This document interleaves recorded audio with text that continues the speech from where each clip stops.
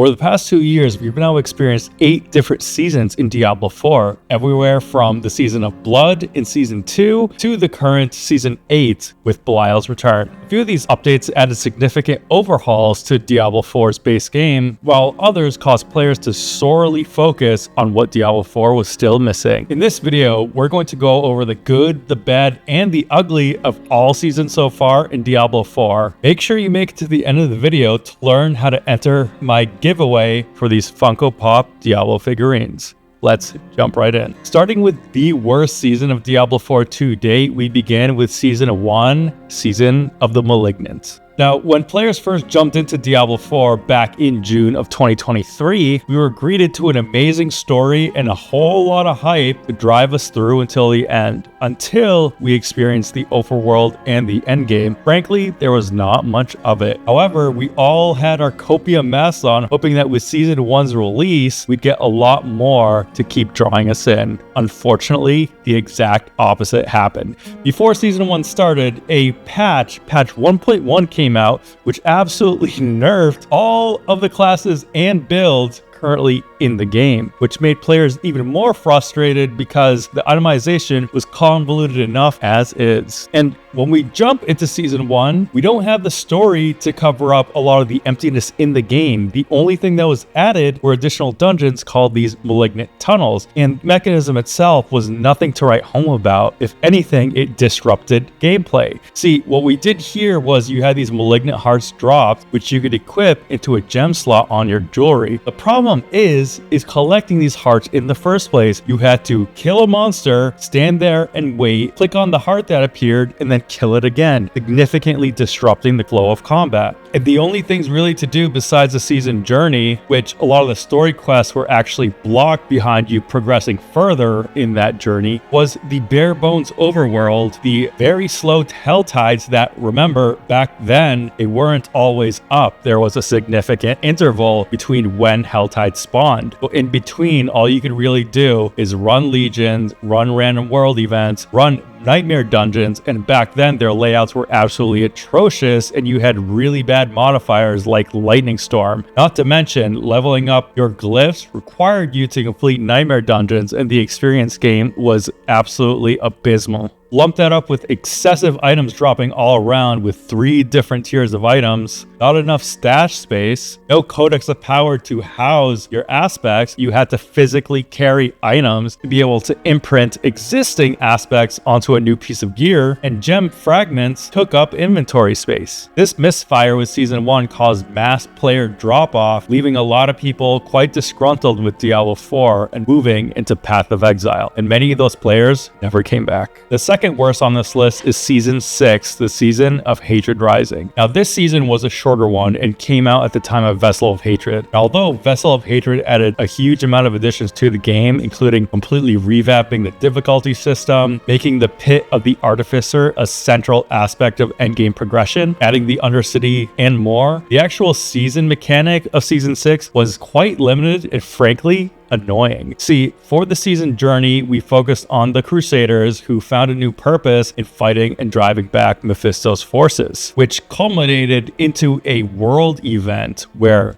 a Realm Walker, which was a demon that showed up previously in Diablo 3, roams the land, and you had to defeat him to enter a portal to another realm on his back. Now, the issue though is that half the time you're fighting this thing, it's literally walking around the world map invulnerable, and you have to follow it around. And inside that realm on its shoulders, it basically was a smaller version of a nightmare dungeon with a chance to get a gem to sock it into your gear. And that was about it for the season journey. So very minimal, kind of an annoying overworld mechanic, securing this as the second worst season in Diablo 4. Now, coming in at number 6 is the Season of the Construct, which was Season 3. Now, the biggest problem, honestly, with Season 3 is that it had to follow Season 2, which was an absolute banger of a season. So the issues here is that the overworld mechanic, or construct tides, was nowhere near as immersive and fleshed out as in season 2. On top of that, the powers that were introduced was cool in concept, but a little bit poor in execution, and that was the seneschal construct or robot that you got to customize and followed you around. Two of the problems here is that one, it was really too weak and too passive, so you didn't really notice its impact. And two, it was very frustrating and slow to level up and empower. On top of this, vaults were also added to the game, which involved you having to avoid a lot of traps, because if you did get damaged, your reward at the end was significantly reduced. Players weren't a huge fan of this because it seriously disrupted flow of combat, and Diablo 4 feels best when you're surrounded with a lot of monsters and mowing through them as quickly as possible. So to have to deliberately pace your movements, especially when you have heavy movement skills, like if you're playing a barbarian, for example, it didn't go down that greatly. I did think the story was cool though, as you got a little bit more backstory as to what Zoltan Kuhl was up to. After him and the original Herodrum captured the 3 prime evils into their soul stones. And frankly, I think the final boss of that season is one of the coolest bosses that were introduced in the game, and I wish he was part of the original boss ladder. Also, another big ding for this season is that on the latter half of the season, they added gauntlets and a leaderboard. The gauntlet mechanic involved players running through a timed dungeon that refreshed once a week. And unfortunately, it just wasn't interesting enough to drive the competitive spirit of a lot of Diablo 4 gamers, causing it to be removed in season 5. Coming in at number 5 is the current season, the return of Belial. So a few issues with this season. One, it is cool that Belial is back, but given that he is one of the 7 evils, it's a little bit questionable why he was included in a season as opposed to being part of an act or story in a future DLC. Regardless, I thought the journey was pretty cool, and it did allude for a chance of him to come back. Besides this though, this season saw an overhaul in difficulty and slower leveling progression. That's well and fine. Unfortunately, however, the seasonal overworld mechanic, Incursions, was a large miss. It essentially was a revamped Legion event where you're just running back and forth in a small area, trying to defeat monsters before a timer runs out to spawn bosses. And when the season came out and the difficulty ramp up, a lot of these bosses were major bullet sponges, and in fact, even I experienced times where we ran out of time and couldn't defeat the boss, which led to frustrations in the leveling process. The endgame, however, did receive meaningful additions, completely revamping the boss ladder and adding 3 additional bosses. This was very much needed because beforehand, to even fight a boss, you needed the materials to summon him, and upon defeating that boss, all players in the group would receive the loot regardless of who summoned them. So this caused a lot of groups where you had someone that was leeching, or if you agreed on a certain number of rotations where each player would summon a boss in turn, one would dip out and you feel like you wasted your mats and this player just got 3 sets of boss loot and dipped out before his turn. Allowing you to defeat these bosses without needing materials to summon them and only needing the materials to receive a personal cache of loot afterwards significantly reduce the toxicity in running the boss ladder, as well as a big quality of life improvement in allowing you to directly teleport to other party members, which wasn't available before. Moving on to the 4th best season, and that is Season of the Infernal Hordes. Season of the Infernal Hordes, or Season 5, introduced the Infernal Hordes activity, and one of my favorite things is that this was the first season with a storyline that directly tied into the main story, focusing in on the Triune, whom were significant enemies in the campaign, and working with them to enter hell and beat back Mephisto's forces. You got to check out Sankakur's tombs, who, if you remember, Sankakur was the Kehagen, or the leader of the original Zakarum, who Mephisto corrupted and claimed as a vessel. So the Diablo 2 version of Mephisto that you fight is using Sankakur as his vessel. So that was a cool throwback for us lore nerds. Now, I may be a little biased putting the Infernal Horde Horde season as number 4 because I feel like the Infernal Horde's activity accentuates the best things about Diablo 4, which is the combat. So throwing tons of different demons at you with crazy levels of density is just so much fun for me and probably my favorite endgame activity. If you agree or disagree, let me know in the comments. Next, at number 3 is the Season of the Witch, or Season 7. Season 7 was a lot of fun, and Witch Tides were probably the most fun overworld activity that Blizzard ever implemented, surpassing the revamped Hell Tides. Each of these Witch Tides, or headhunts as they were called, had a ton of different whispers for you to do, and you even had a crow that you could turn in your whispers there so you didn't always have to go back to the tree. Also, the story for this season was really cool because one thing that we all thought about playing through the Diablo 4 campaign, especially when Lorath Legends head to the tree to track Elias's steps, is wow, that seems really harsh. Answering one question and damning yourself for all eternity after you die to the tree seems a little bit much. So the season story covers what happens if somebody takes those heads off the tree, and it is quite chaotic. Not to mention the witch powers were a lot of fun to play with, especially for me, who was a huge Witch Doctor fan from Diablo 3. So seeing classic abilities like Fire Bats and Poison Toads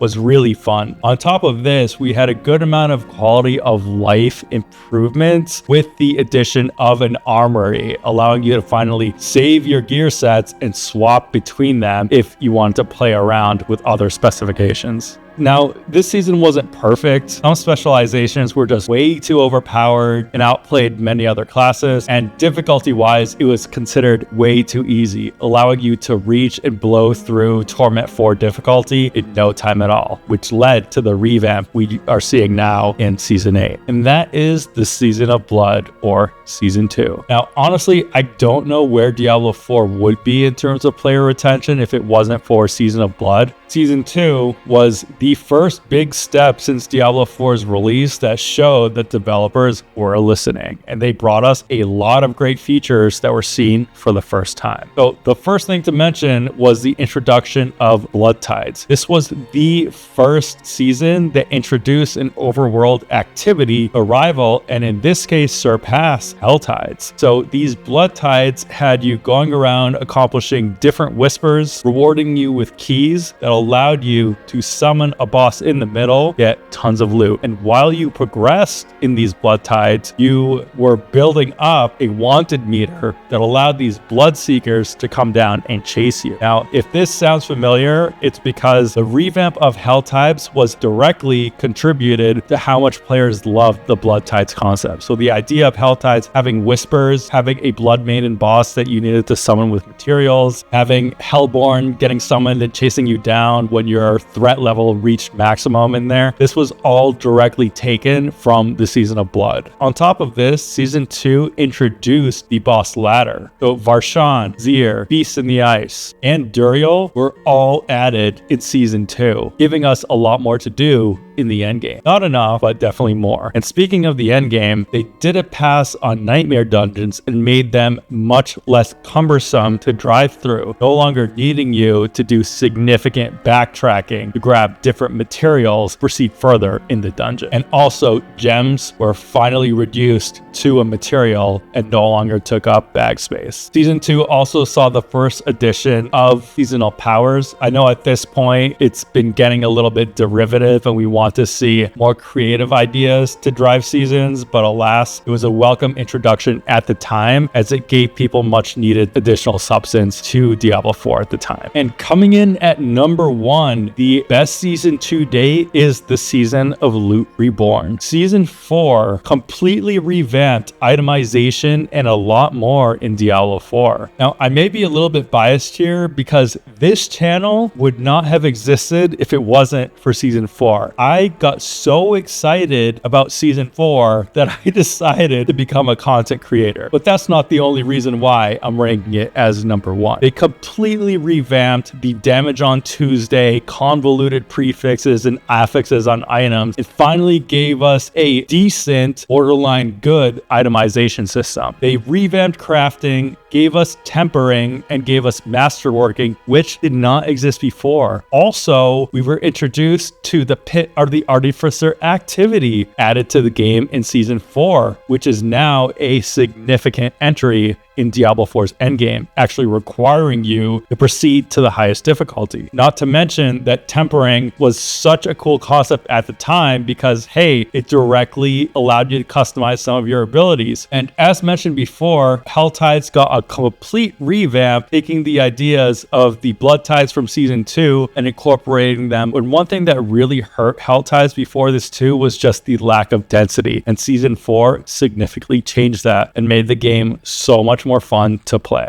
Do you guys agree with these rankings? Let me know in the comments. And also, to enter this giveaway and receive one of these figurines, including this big bad butcher, write Malthael in the comments below. And if you'd like additional entries, be sure to hop on and follow my stream and chat each time it's on to give you +1 towards the giveaway. Entries will be valid until 6/6, where I will draw 5 different winners, and I'll be handling the shipping as well. See you in the comments, and thanks again for watching. Until next time.